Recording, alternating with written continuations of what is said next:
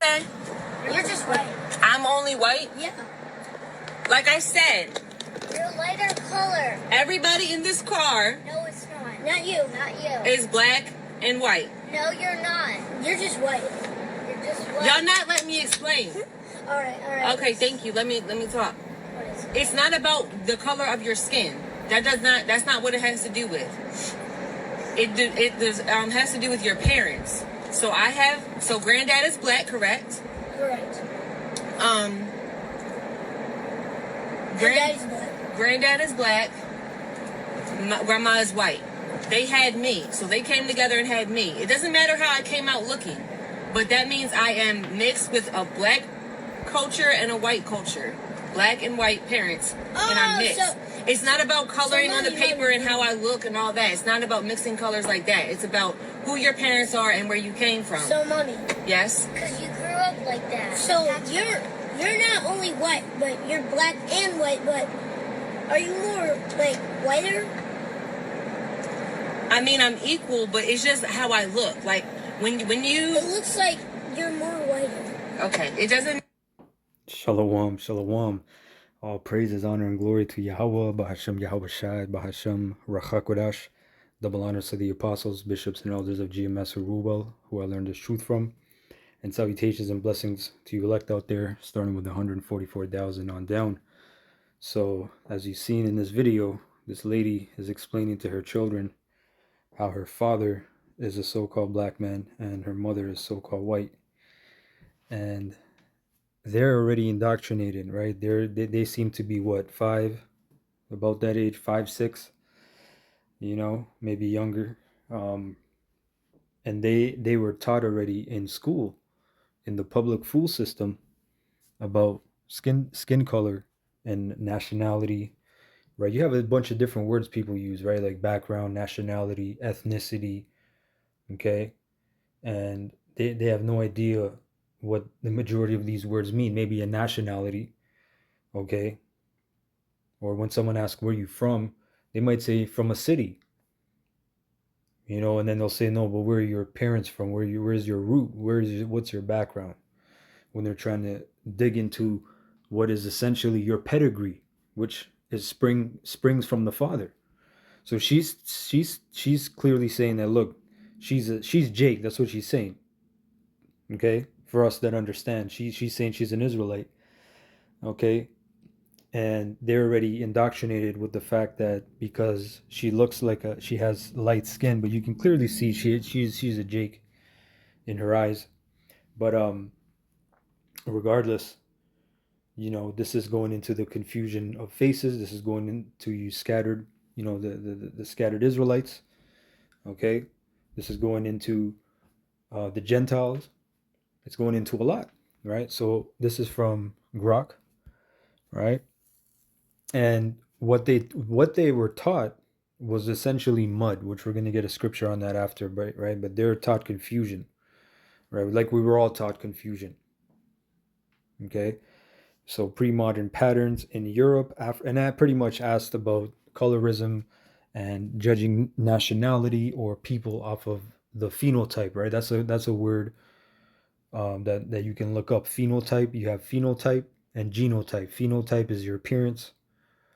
You're right. Your appearance type, and genotype is your genes, right? Which Lord's will, I'll show that a quick portion of that shortly.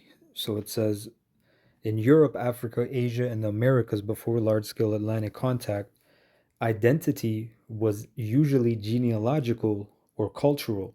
Race, raza, which means what? Seed. Okay? The word race is Latin raza, right? Originally meant something closer to lineage or breed, as in a race of kings. And how was stock, breed, family determined? By the father. You can clearly see that in the scriptures when it mentions lineages of David or anybody, any man that it's listing it's his lineage. It will say he was the son of him, or his father was such and such. Okay, and that's where you get the whole thing about when you marry a woman, she takes your last name or your signet. Okay? She comes under your banner, right?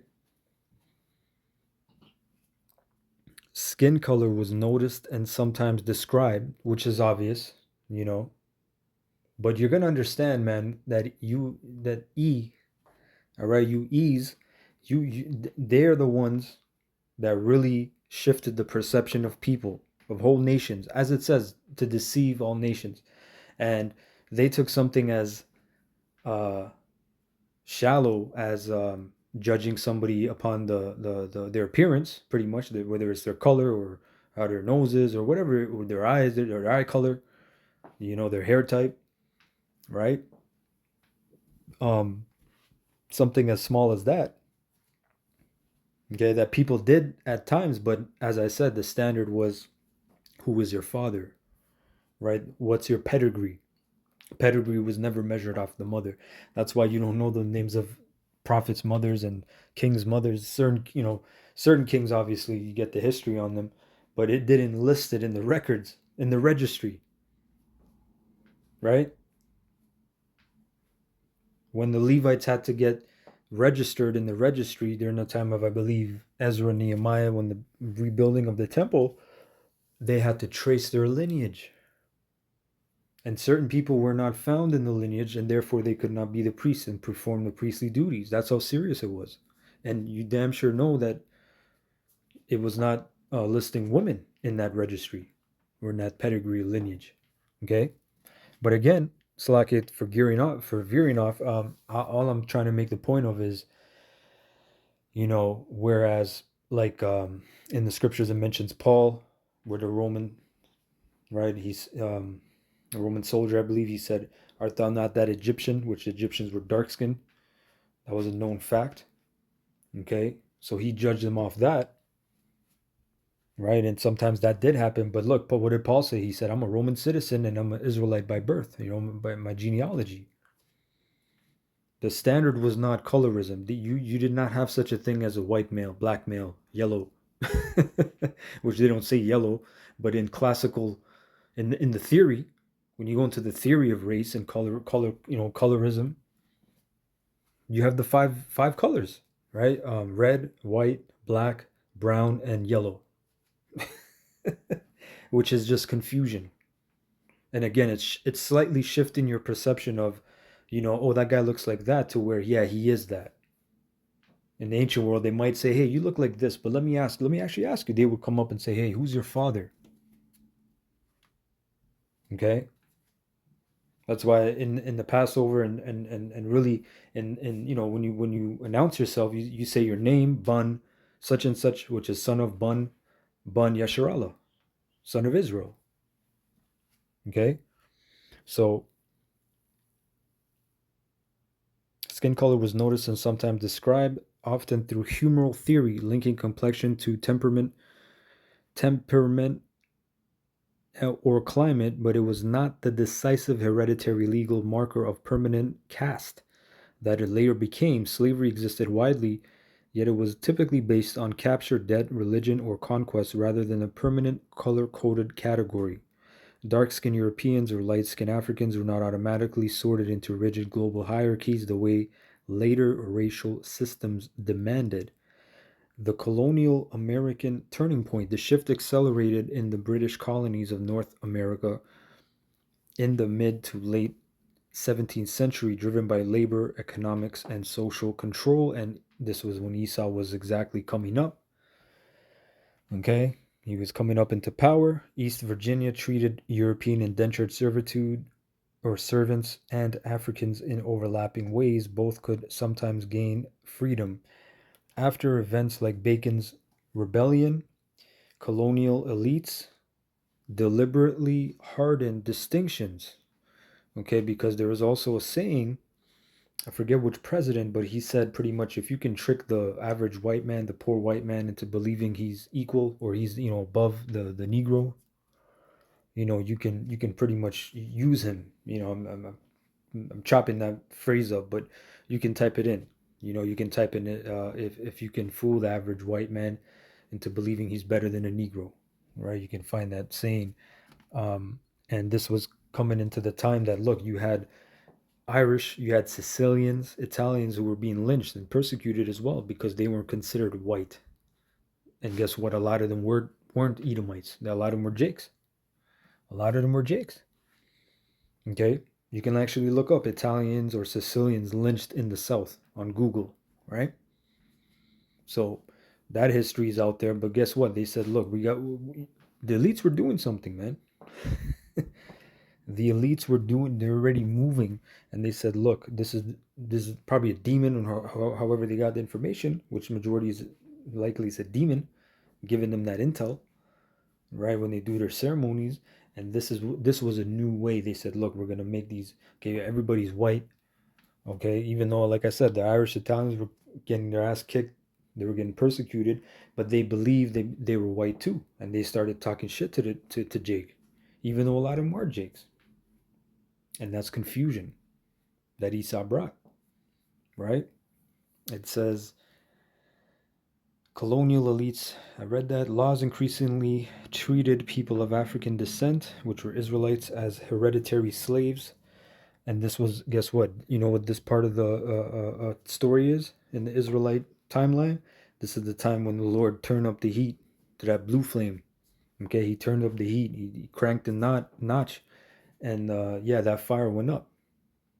All right, Egypt, all right, aka which was a colonial America. Okay, it lived out that furnace of affliction, bondage, the house of bondage, right? That heat went up into chattel slavery times, that real persecution, man. Okay, where Esau was literally, he had the upper hand. He was the guy. Okay. It says African descent as hereditary slaves while expanding rights and identity for poor Europeans as white. Because again, the real Edomites, they knew, hey, them Sicilians and them Irish and Scottish, them certain people. Hey, what did Benjamin Franklin say?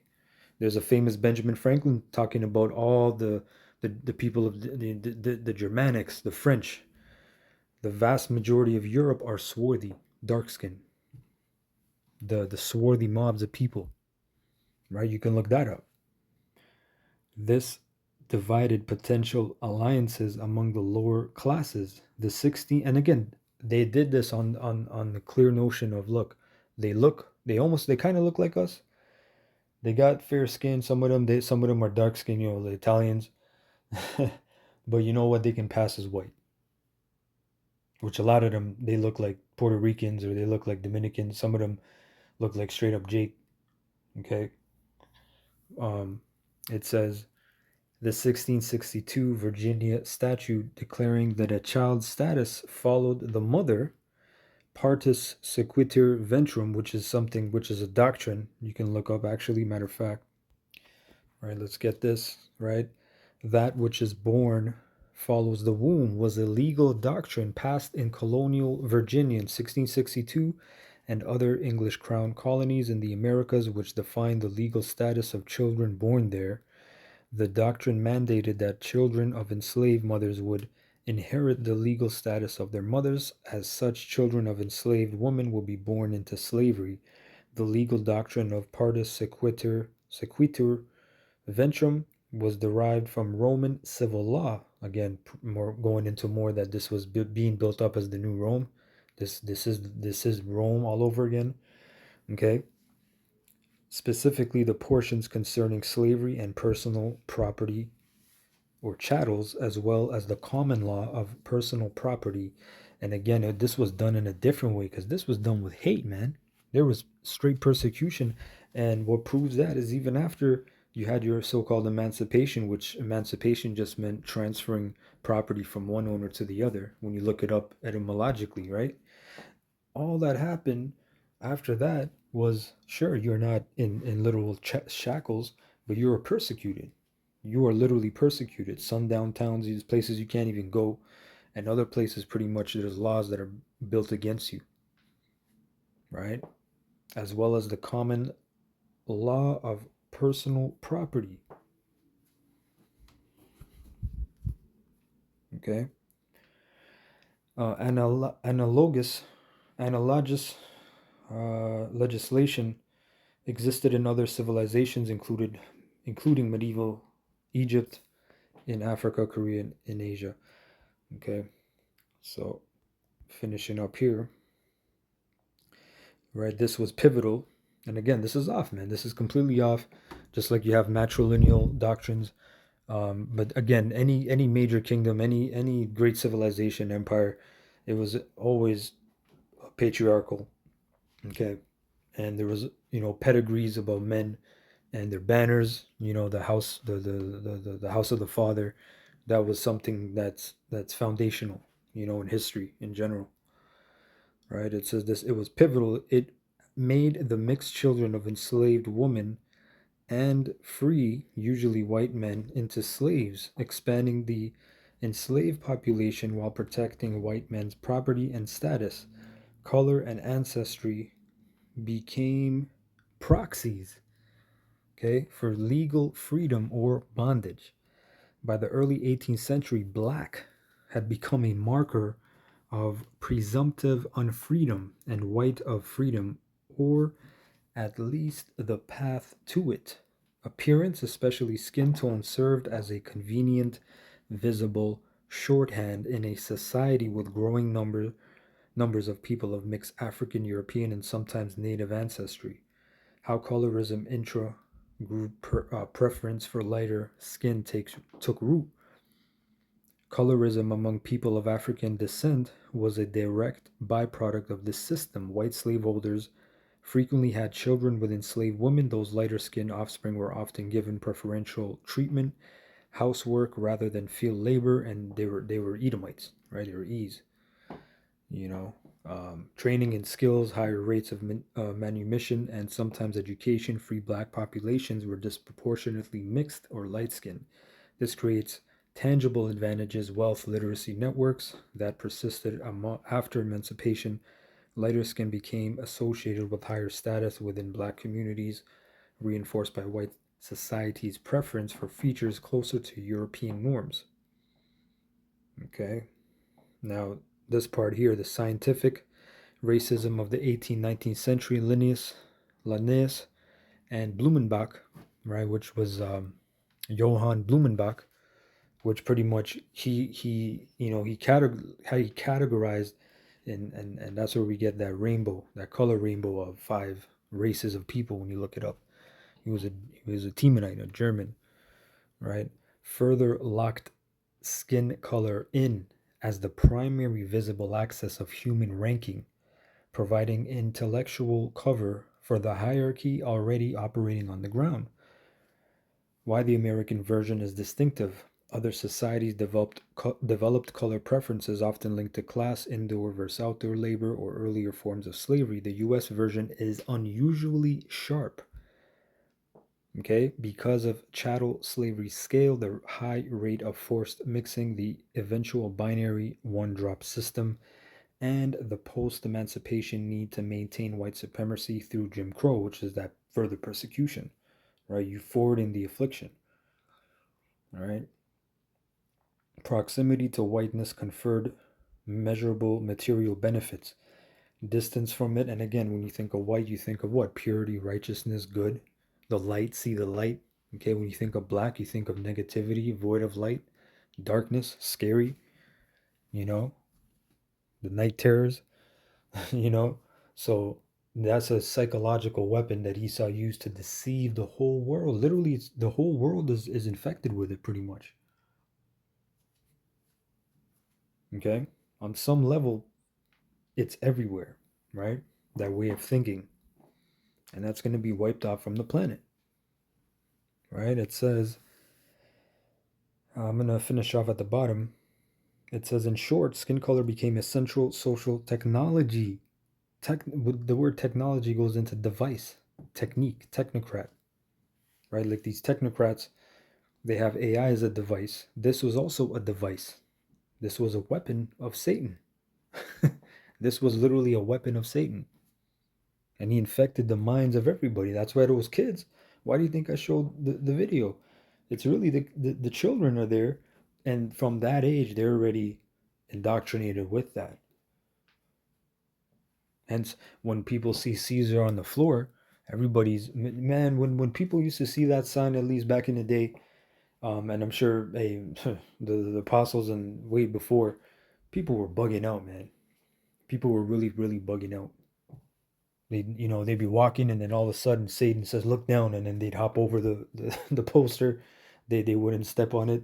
I don't think anybody ever stepped on it by accident, even. Okay. It says, finishing up.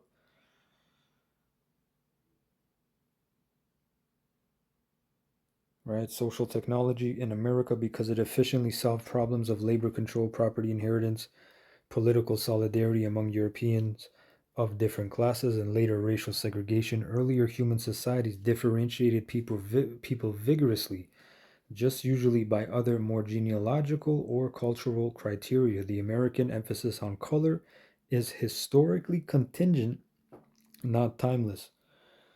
Right, so pretty much that system, man, like I was saying, this is Isaiah 25:7, and he will destroy this mountain, right? The mountain is a government, represents a government, right? That's why we just had, what is it, a month ago? Time's moving so fast. A month or two ago, Turkey had the summit meeting, right? They had the summit meeting, which a summit is the highest point of a mountain. Okay, so they have these meetings, and obviously they're discussing their plans and whatnot, right? So the mountain, the face of the covering cast over all people, and the veil that is spread over all nations. Okay, just like a magician. And a magician, the thing the thing about a magician, he's not a real magician. A real magician goes back to what? Goes back to magi, the magi's of Egypt, right? Like the warlocks that Moses fought. He actually fought warlocks, right? And he overcame them through the spirit of Yahweh, Bahashem Yahushai. We know, right? Um, I just want to see what this word says, Salakia. But a magician is an illusionist. That's why they have that movie, The Illusionist. That's one of my favorite movies with Edward Norton, right? The Illusionist, and he told the people, "Look, I'm not doing anything for real. This is all just for entertainment," right? You have to admit it.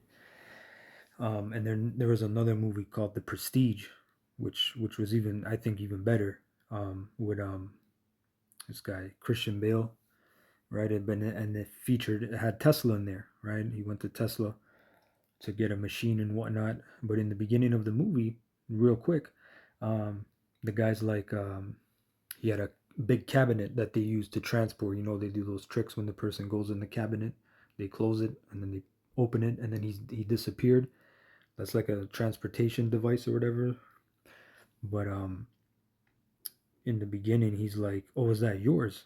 Right? Because he's a magician, and he's like, "Oh, no, no, no." He's like, "A real warlock built this." Right? He's like a real. I think he said wizard. Lucky. He's like a real wizard built this. Right? He's like, and the guy's looking at him, and he's like, what magicians pretend to do, right? And it's just an illusion. So this place is all just a fucking illusion. It's a covering cast. This covering cast of colorism, right? This word is very good. Masaka, a pouring libation, molten metal, cast image, drink offering libation, which a libation is offering to a god. That's why you pour alcohol, right? That's really satanic. That's really left hand shit. Covering cast. Right now, real quick, let me just look up in the NLT. There he will remove the cloud of gloom, the shadow of death that hangs over the earth. Let me get this in the AMP. A cloud is confusion, right? When you're driving and there's fog, it's the fog and the cloud are made of the same thing.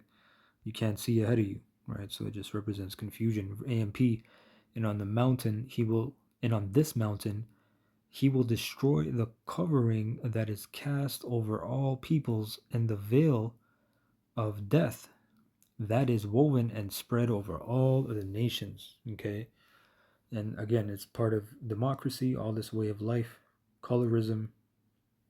Okay, where he's calling certain nations yellow, or he's saying you're Chinese, or he's saying this and that.